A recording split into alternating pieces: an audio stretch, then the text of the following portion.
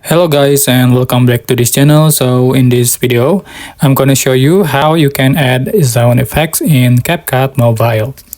Okay, after you open the CapCut apps, just click new project if you want to create a new edit.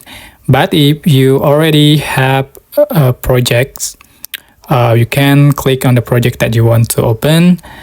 And how to add the sound effects. Just click the the audio, and then you can select sound effects.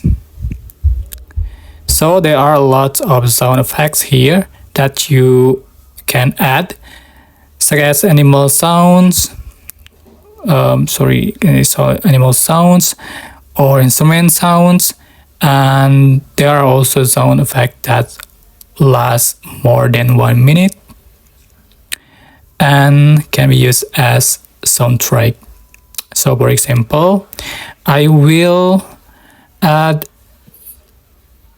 a sound effect as an opening my video. Just click it. Okay, like that. So super simple. I hope this tutorial was helpful for you. Don't forget to like, comment, share, and also subscribe. Thank you so much for watching.